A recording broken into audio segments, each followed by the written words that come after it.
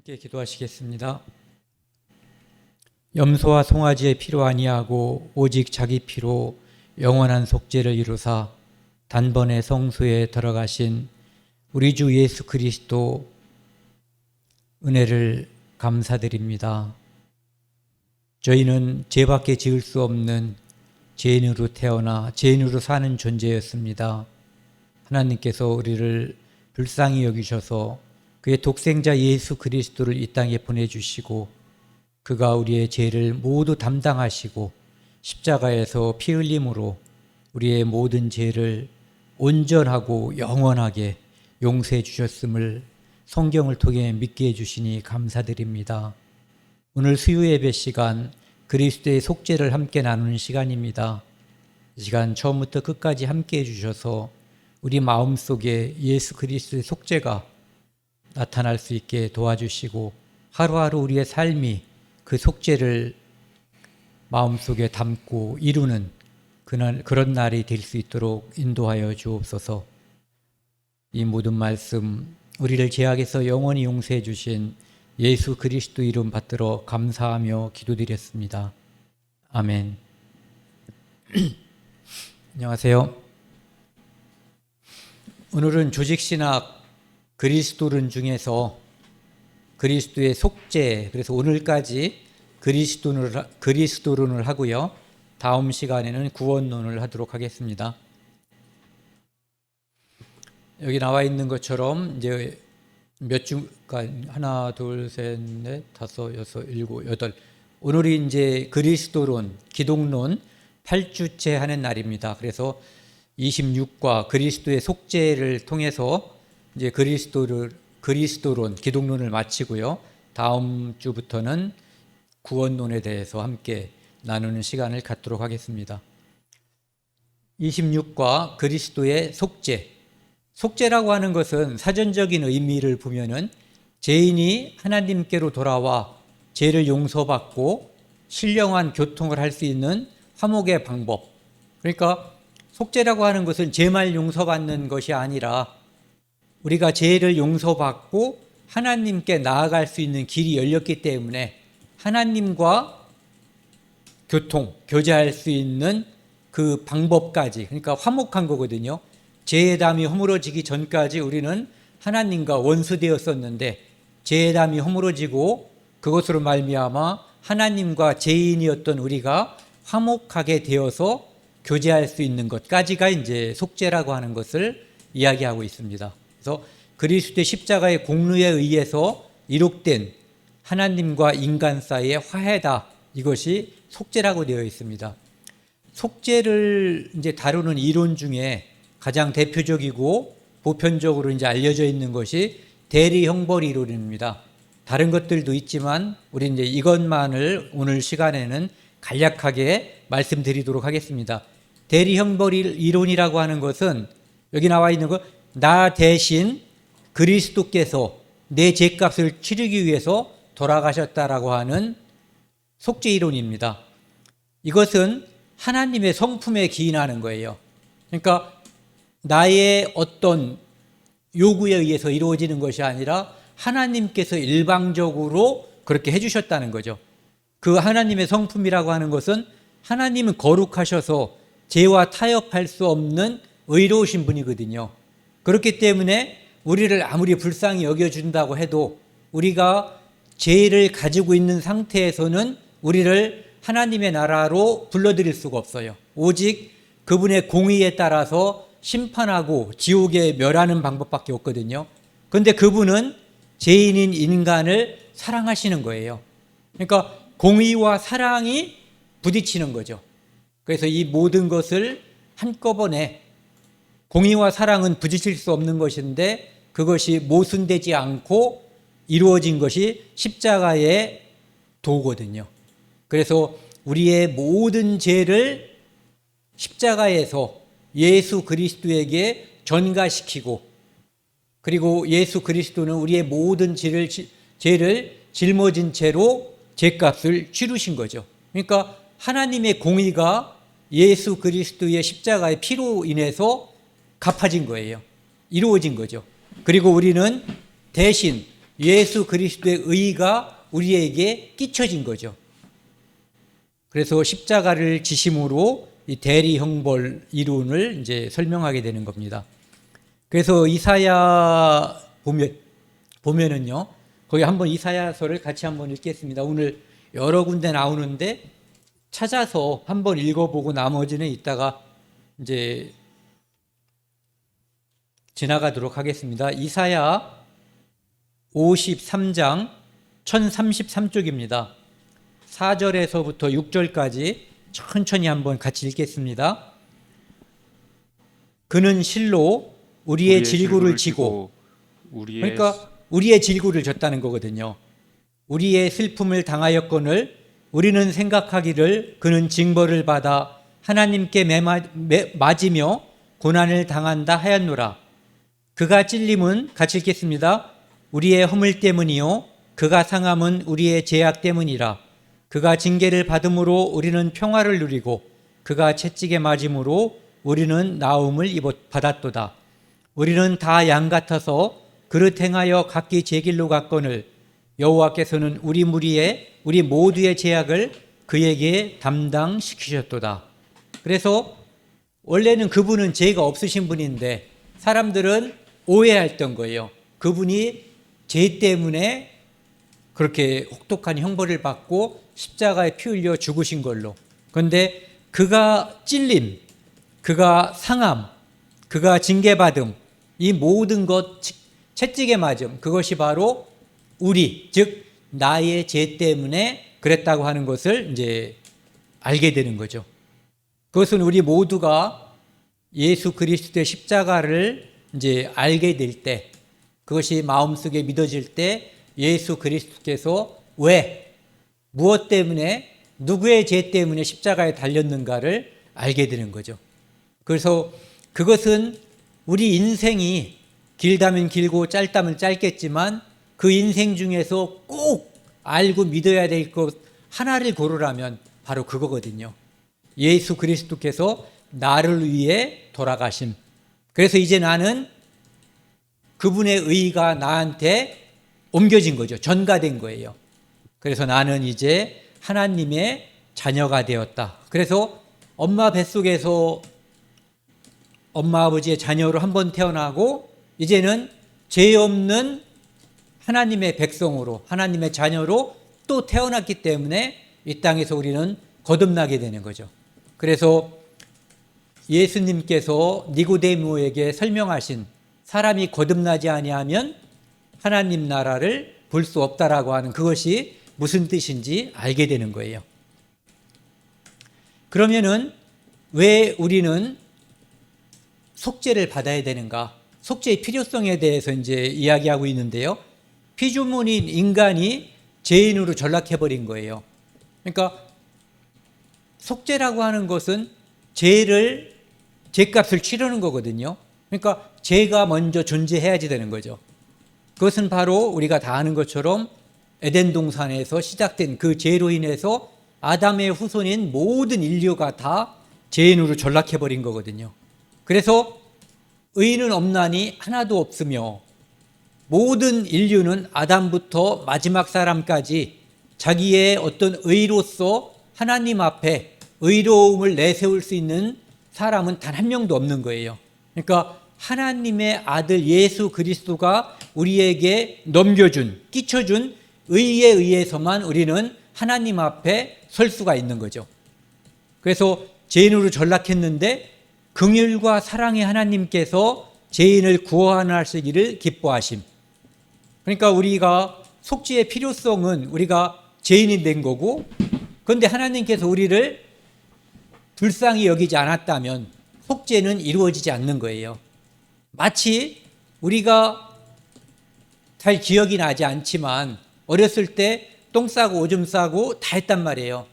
그런데 그 상황에서 우리가 엄마에게 무엇을 요구하기 전에 엄마는 우리가 찝찝할까봐, 어린 아기가 찝찝할까봐 소변을 보든 대변을 보든 그걸 다 치워줬거든요.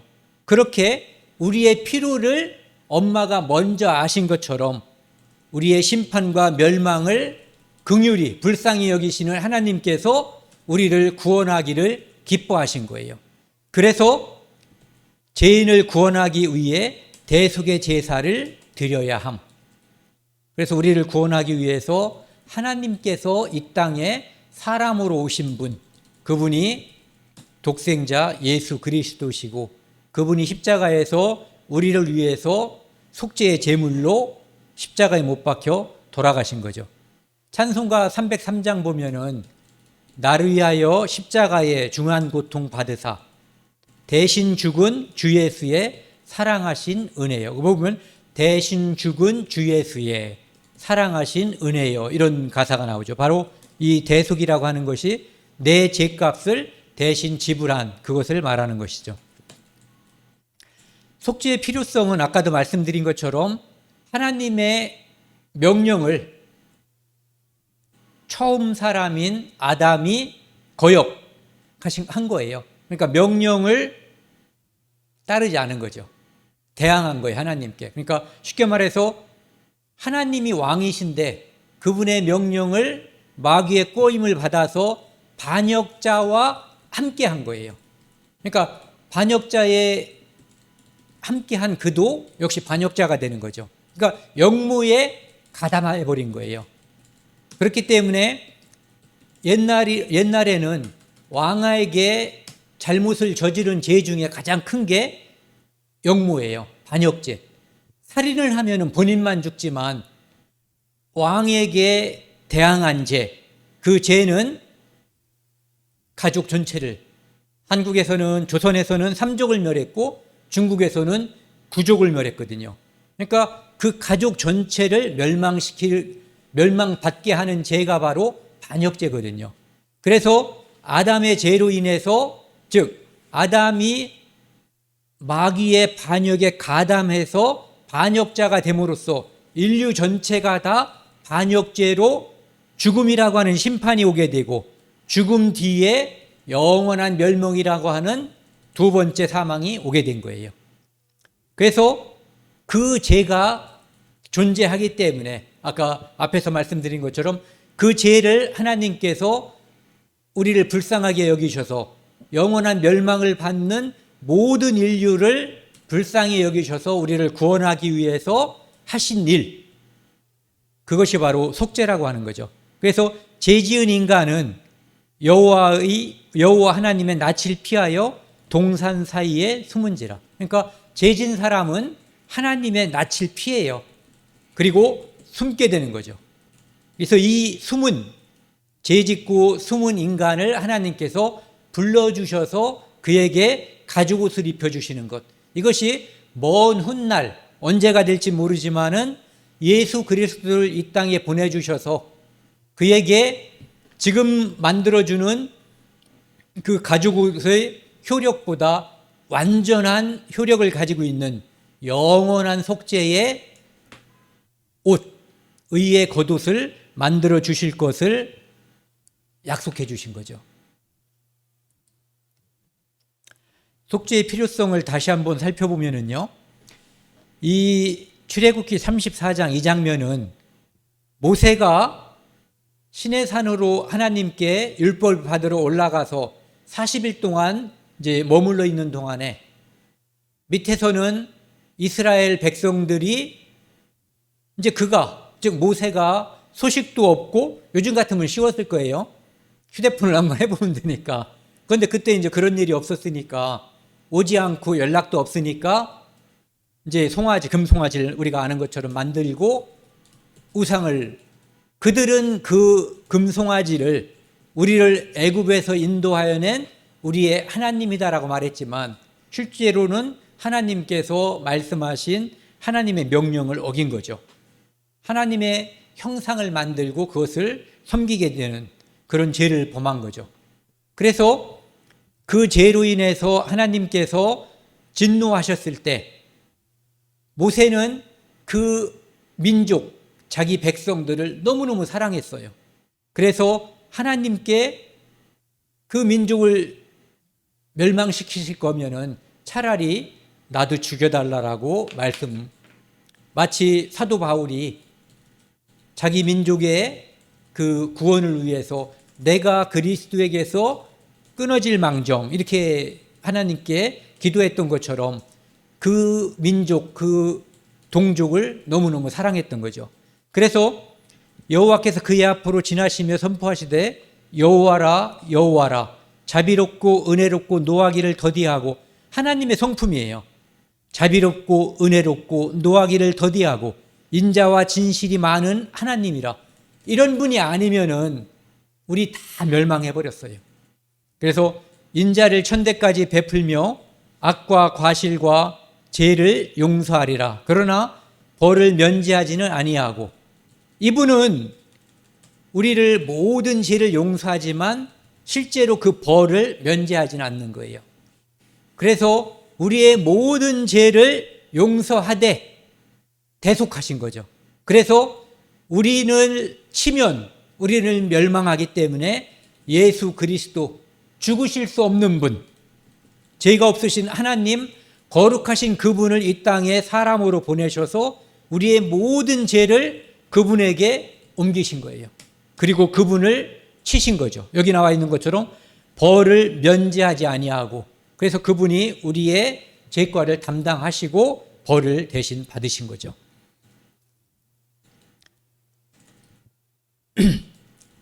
그 다음에요, 그리스도께 이사야 53장 10절 말씀은 여호와께서 그에게 상함을 받게 하시기를 원하사, 아까 우리가 이사야 53장 4절, 5절, 6절 말씀을 읽었는데 의미상 이제 상통하게 되는 거죠.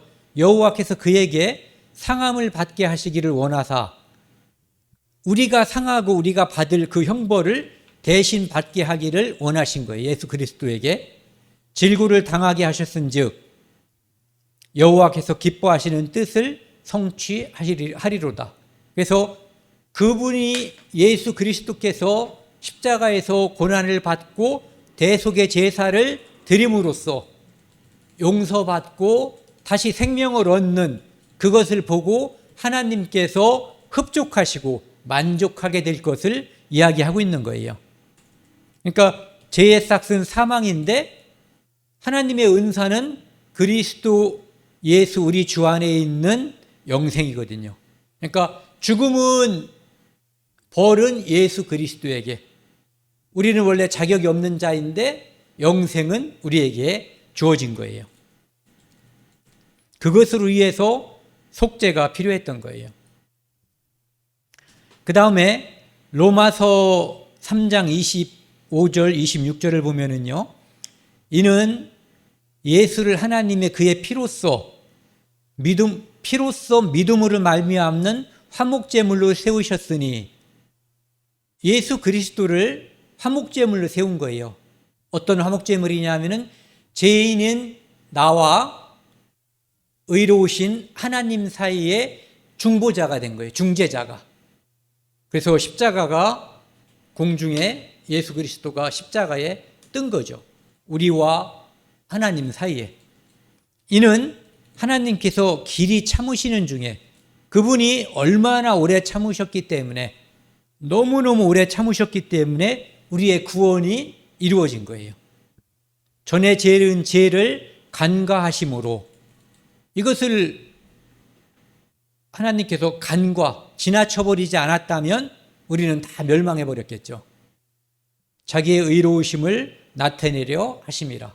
그래서 우리의 죄를 덮어주시고 도말하시고 기억하지 않으시고 그렇게 하심으로 하나님의 의를 나타내신 거예요. 여기는 같이 한번 읽겠습니다. 26절. 곧 이때에 자기 의로우심을 나타내사 자기도 의로우시며 또한 예수 믿는 자를 의롭다 하려 하심이라. 하나님이 자기의 의로우심을 나타내는 방법으로 우리의 죄를 다 도말하신 거예요. 그래서 하나님은 원래 의로우신 분이고 그 의가 우리에게 전가됨으로 말미암아 예수 믿는 자를 또한 의롭다 하는 거죠. 그러니까 속죄의 필요성은, 예수 그리스도의 속죄의 필요성이라고 하는 것은 우리가 죄인이었고 우리 죄가 속함을 받음으로써 하나님의 의가 우리에게 끼쳐지고 그렇게 함으로써 하나님께 의로우심과 영광이 드러나게 하기 위한 거예요. 궁극적으로는 우리를 위한 것처럼 보이지만 한 번 더 생각해 보면 하나님을 위하신 거예요. 그래서 나는 나를 위하여 내 허물을 도말하는 자니 이렇게 되어 있는 거예요. 나를 위하여, 즉 하나님을 위하여 우리 죄를 가리워 놓으셨다 이런 뜻이죠. 그 다음에 이제 두 번째는 속죄의 성질이거든요. 속죄는 어떤 성질을 가지고 있는가? 그래서 첫 번째는 공의의 만족. 하나님의 공의가 속죄로 인해서 충족되는 거예요. 그분은 죄가 없으신 분이기 때문에 거룩하고 의로우신 분이기 때문에 죄인을 참아 볼 수 없는 거예요.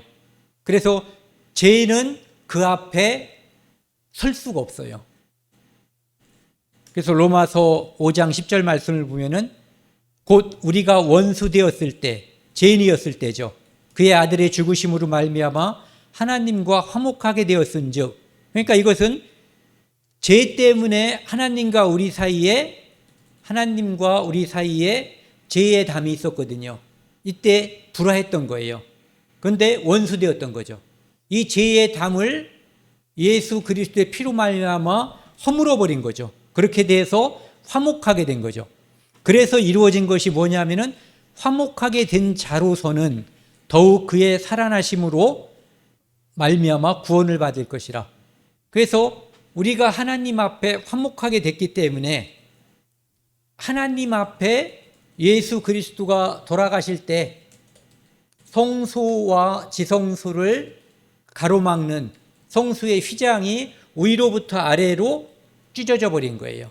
그것은 어떤 자연의 힘에 의해서 찢어지거나 어떤 물리력에 의한 것, 사람의 힘에 의한 것이 아니라 하나님께서 이제는 늘 언제나 어떤 대제사장이라든지 또는 대속물이라든지 짐승의 희생 제물이 없이 한 번에 영원히 드려지신 예수 그리스도의 희생 제물로 말미암아 늘 누구나 속죄소에 들어갈 수 있게끔 언제나 열어놓으신 이제 길이 된 거예요. 그래서 살 길이 된 거죠. 그래서 그것으로 말미암아 구원을 받을 것이니라. 그러니까 하나님의 공의가 우리가 의롭게 됨으로써 하나님의 공의가 성취가 되는 거예요.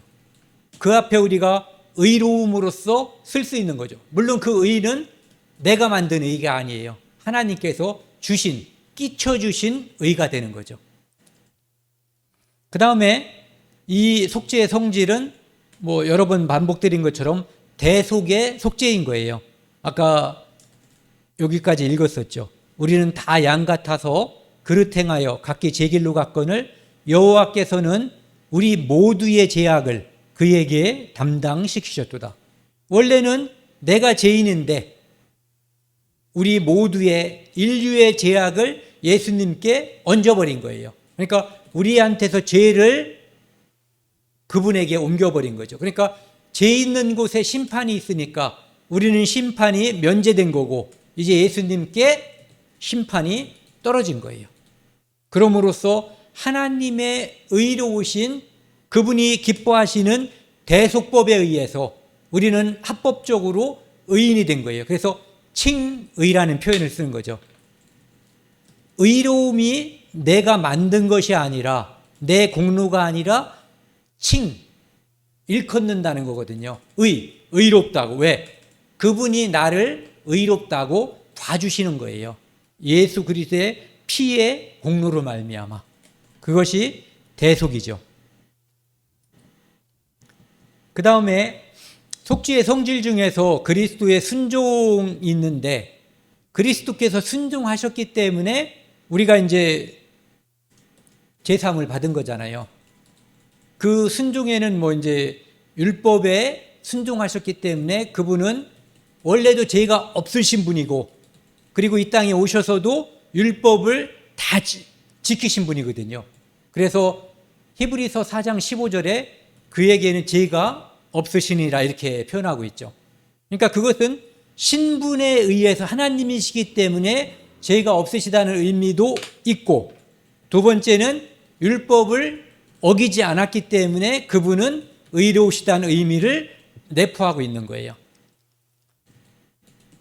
그래서 그분은 이제 순종하셨는데, 하나는 율법을 완전히 지키셨다. 또 하나는 십자가에서 완전히 순종하셨다. 이런 의미를 가지고 있는 거죠. 히브리서 4장 15절에 보면은 시험을 받으시니로되 죄는 없으시느니라. 그래서 그분은 죄가 없으신 분이에요.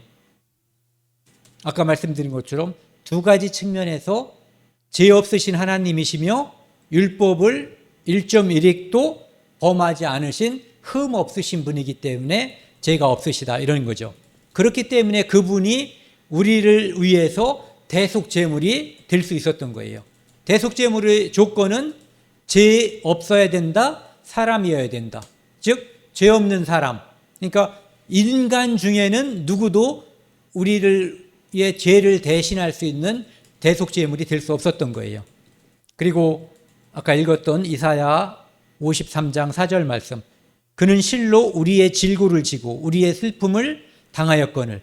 그러니까 우리의 죄의 삭신, 율법을 우리가 지키지 못했기 때문에 우리가 어기고 우리가 받아야 될 그 죄값을 그분이 대신 받았다고 하는 거죠.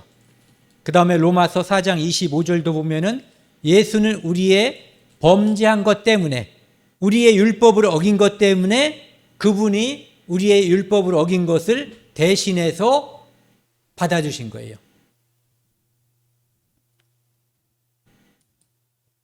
그분은 율법에 흠이 없으신 분이죠. 그 다음에 이제 베드로전서 3장 18절 말씀을 보면은요, 그리스도께서도 단번에 죄를 위하여 죽으사 의인으로서 불의한 자를 대신하셨으니, 이렇게 돼 있어요. 그러니까 의인이라는 것은 바로 죄 없으신 하나님의 독생자 그리스도 예수를 가리키는 거고, 불의한 자는 우리 그리고 나를 가리키는 거죠. 그래서 그분이 자발적으로, 떠밀려서가 아니라 자발적으로 우리를 대신해서 십자가에 달리셨음을 이야기하는 거예요. 그 순종을 말하는 거죠. 이는 우리를 하나님 앞으로 인도하려 하심이라. 그렇게 해야만 우리가 칭의, 의롭다 하심을 받아서 하나님 앞에 설 수가 있는 거죠. 약간의 틈, 약간의 흠, 작은 죄만 있어도 거룩하신 하나님 앞에는 설 수가 없거든요. 그래서 십자가에서 예수님께서 우리 죄를 용서하시되 온전하고도 완전하고도 영원히 용서하는 거예요. 네. 그래야만 우리가 하나님 앞에 설 수가 있는 거죠. 그 앞으로 인도받을 수가 있는 거예요. 육체로는 죽임을 당하고 영으로는 살리심을 받으셨으니. 그 다음에 요한일서 2장 2절 말씀이요. 같이 한번 읽겠습니다. 그는 우리 죄를 위한 화목제물이니 우리만 위할 뿐 아니요 온 세상의 죄를 위하심이라. 그러니까 예수 그리스도는 우리 죄, 내 죄를 위한 화목제물이고, 우리, 그러니까 어떤 무리가 있다면 함께하는 어떤 공통점을 가진 우리라고 하는 무리가 있는 거죠. 교회 뿐만 아니요 온 세상의 죄를 위하심이라. 즉 우리뿐만 아니라 아직 우리 안에 들어오지 않은 어떤 사람들, 다시 말씀드리면 교회뿐만 아니라 아직 교회 안에 들어오지 않은, 하나님의 제사함을 받지 않은 아직 죄인인들, 아직 죄인으로 남아있는 그들을 위해서도 돌아가셨다, 이런 얘기를 하는 거죠. 이것은 이제 나중에 또 한번 살펴볼 건데요.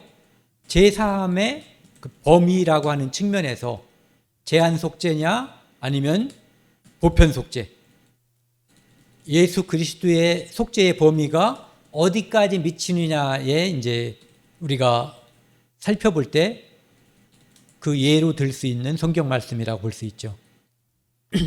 여기 바로 나오는데요. 여기 보시면 속죄의 범위, 예수 그리스도께서 십자가에서 달려서 돌아가실 때 과연 누구의 죄까지 용서했는가 하는 거예요. 이를테면은 잠깐만요. 구약 시대에 대속죄절 날 이스라엘 민족의 대제사장이 염소에게 이스라엘 민족의 죄를 안수하고 그 염소의 피를 받아서 속죄소에서 피를 뿌렸을 때 그 속죄의 범위는 한정되어 있어요. 누구냐 하면은 그 당시에 그 대속절날 제사에 참석한 이스라엘 민족이라고 볼 수가 있는 거죠.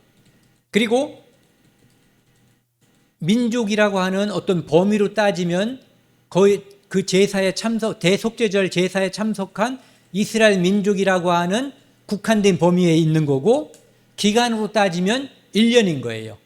그래서 또 내년 1년이 되면은 그 대속죄절의 제사를 반복해서 하는 거죠.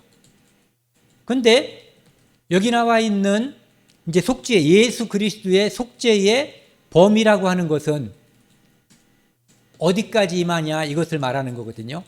그것을 먼저 이제 말씀드리기 전에 아까 제가 이제 읽었던 성경 말씀의 앞에 부분이거든요. 모세가 하나님 앞에 이렇게 말씀드린 거예요. 이제 합의하시면 이제 그들의 죄를 사하시옵소서. 금송아지 만들어 가지고 하나님을 진노케 한 그 죄를 이제 용서해 달라는 거예요. 하나님은 이스라엘 민족을 다 죽여버리고 모세로 말미암아 마치 노아의 홍수 때 다 죽고 노아로 말미암아 다른 계보를 이 땅에 퍼뜨렸잖아요. 그것처럼 그렇게 하려는 계획을 하나님께서 말씀하셨을 때 쉽게 말해서 아니 되옵니다 한 거예요. 사하시옵소서. 그렇지 않사오면 원하건대 주의 기록하신 책에서 내 이름을 지워 주시옵소서. 그렇게 안 할 거면은 생명책에서 내 이름을 지워달라는 거예요. 그냥 나 죽여서 일단 죽으면 지금 죽는 거죠. 그리고 지옥 가게 해달라는 거나 마찬가지거든요. 여호와께서 모세에게 이르시되 누구든지 내게 범죄하면 그는 내가 내 책에서 지워버리리라. 그러니까 이 땅에 이것을 이제 달리 해석하는 사람도 있어요. 하지만 성경의 전반적인 흐름으로 볼 때 이것은 어떻게 해석하는 것이 맞냐 하면은 인간으로, 사람으로 태어나면 생명책에 기록이 되는 거예요. 그러다가 살다가 예수 그리스도의 은혜를 깨닫고 믿게 되면, 성령이 내 안에 들어오면 그 이름이 지워지지 않는 거죠. 하지만 죽을 때까지 예수 그리스도의 십자가의 은혜를 믿지 못하고 죽으면 죽을 때 생명책에서 지워지는 거죠. 그래야만 하나님께서는 모든 사람이 구원을 받으며 진리에 아는 데 이르기를 원하시느니라 하는 말씀이 이 말씀과 어울리는 거예요.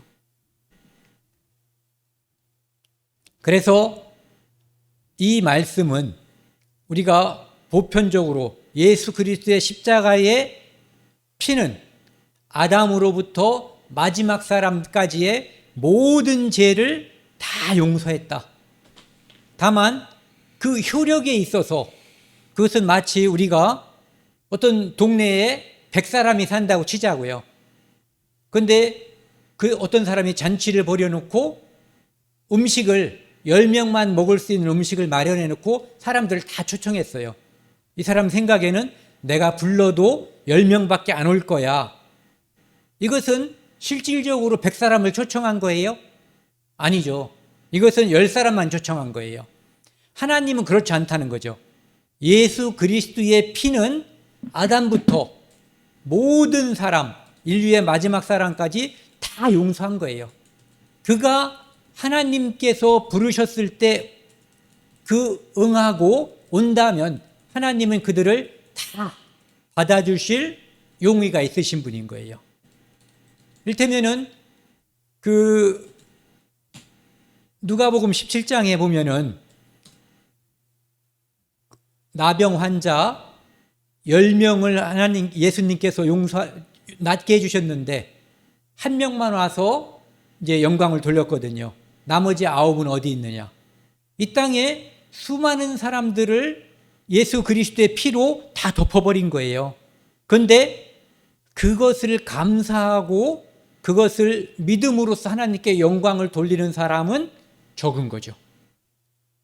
그러면은 예수님의 피가 몇몇 사람만 구원하게 계획된 거냐 이거죠. 전혀 그렇지 않고 모든 사람, 아담부터 마지막 사람까지 다 구원할 수 있는 효력을 가지고 있는 거예요. 다만 그들이 믿음에 합당하게 응하지 않았을 뿐이죠. 그래서 그 요한복음 16장 9절에는 죄에 대하여라 하면 저희가 나를 믿지 아니하며, 그러니까 지옥 가는 죄는 예수 그리스도의 영원한 속죄, 온전한 속죄를 믿지 않는 거예요. 예. 그리고 속죄의 범위가 모든 사람에게 미친다고 하는 것을 이제 말씀하는 성경 구절은 디모데전서 2장 4절 말씀이요. 제가 가장 많이 인용하는 성경일 것 같아요. 하나님은 모든 사람이 구원을 받으며 진리를 아는데 이르기를 원하시느니라. 이것을 원하신다면 십자가에서 모든 사람의 죄를 용서해야지 되는 거죠. 그들이 오고 안 오고는 두 번째인 거예요. 그 다음에 로마서 11장 32절 하나님이 모든 사람을 순종하지 않는 가운데 가두어 두심은 모든 사람에게 긍휼을 베풀려 하심이라. 아담의 후손이 모두 다 죄인이 됐잖아요.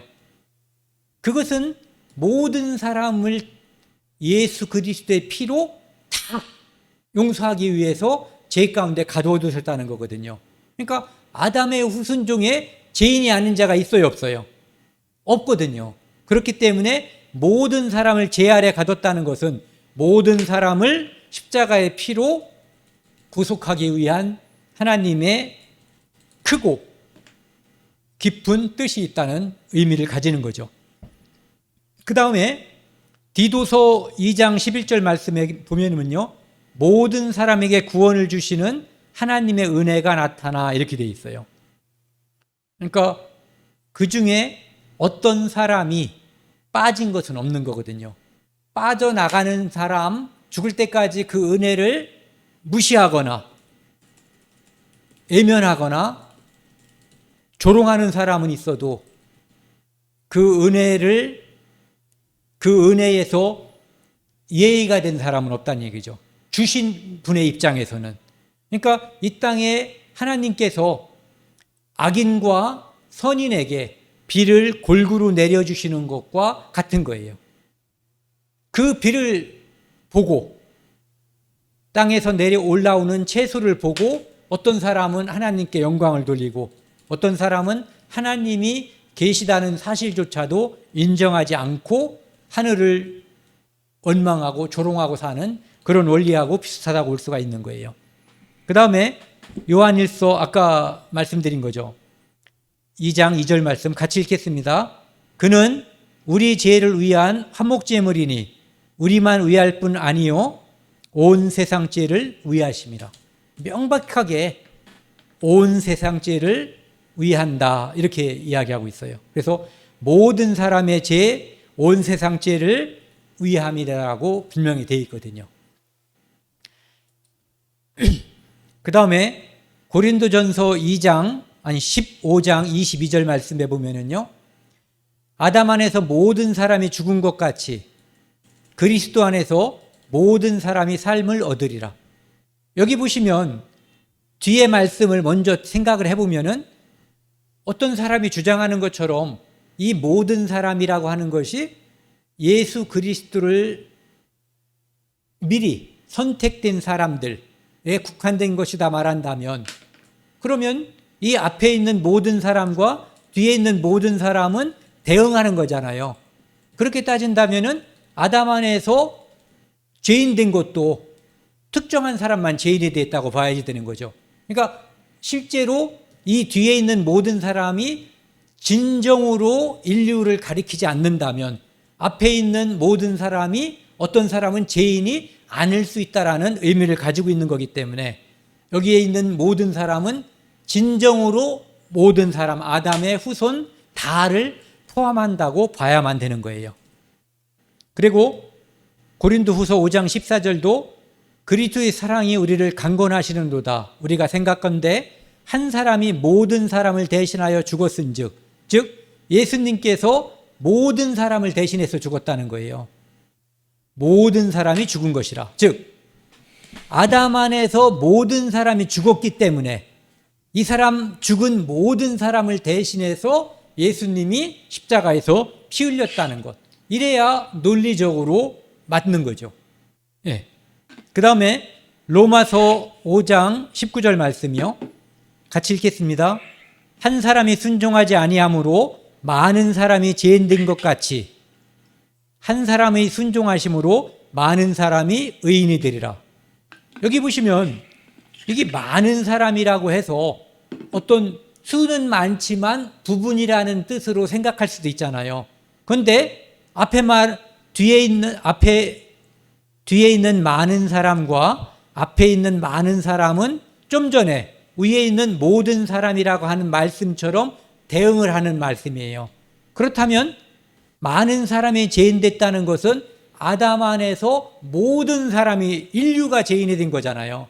그렇다면 뒤에 있는 것도 인류가 의인이 되는 거죠.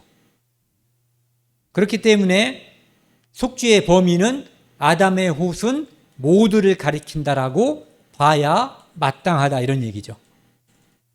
다만 예수 그리스도를 끝까지 믿지 않으면 그는 멸망하는 거예요.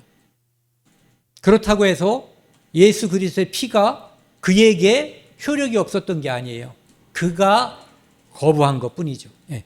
잔치에 음식을 충분히 마련하고 모든 사람이 다 알 수 있도록 일일이 개인 다 초청했는데 안 왔다면 오지 않은 그에게 책임이 있는 것과 같아요.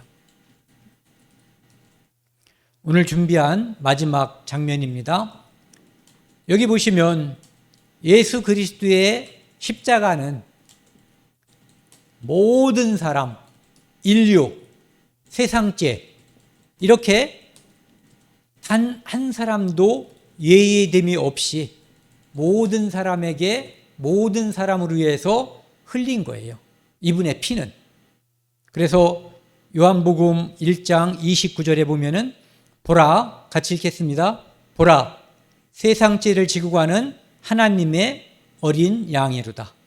그러니까 이분의 흘리신 피는 어떤 특정한 사람, 선택된 사람, 선택하지 않는 사람은 버린 것이 아니라 모든 사람, 세상 사람 다 그분의 피가 구속한 거예요. 속죄한 거죠. 이것이 그리스도의 속죄라고 할 수가 있습니다. 오늘은 여기까지 하고요. 다음 시간에는 구원론, 그 중에서도 이제 소명, 하나님의 부르심. 이 부르심이라고 하는 것은 어떤 사람들이 이제 당신은 부르심을 받았습니까? 라고 물을 때 글쎄요, 저는 특별히 부른 그 기억이 없다라고 말하는데 이 부르심이라고 하는 것은 가장 중요한 것이 성령이 내 안에 온 것, 그것이 바로 소명인 거예요. 하나님께서 나를 불러주셨고 내 안에 성령으로서 와 계신 거거든요. 이것이 가장 큰 소명이 되는 거예요. 네. 오늘은 여기까지 하고요. 함께 기도하시겠습니다.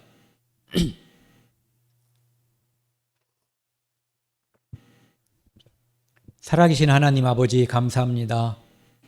오늘 그리스도의 속죄를 통해서 예수 그리스도의 십자가의 보혈이 나와 우리 모든 인류, 세상 모든 사람의 죄를 용서하였음을 함께 나누었습니다. 감사합니다. 저희는 자격이 없습니다. 하지만 하나님의 크신 사랑으로 말미암아 우리를 긍휼히 불쌍히 여기는 하나님의 사랑으로 우리에게 커다란 은혜를 끼쳐 주셔서 우리를 온전히 영원히 용서해 주셨으니 감사드립니다. 우리가 하나님의 은혜를 받은 사람으로서 제약된 세상에서 그리스도인임을 나타내고 아직 구원받지 못한 사람들에게 하나님의 사랑을 전파함으로써 우리가 그리스도인임을 또 한 번 증명할 수 있고 하나님의 사랑을 이 땅에서 선포하는 우리들이 되게끔 도와주십시오. 이 모든 말씀 우리를 사랑하시는 예수 그리스도 이름으로 감사하며 기도드렸습니다. 아멘.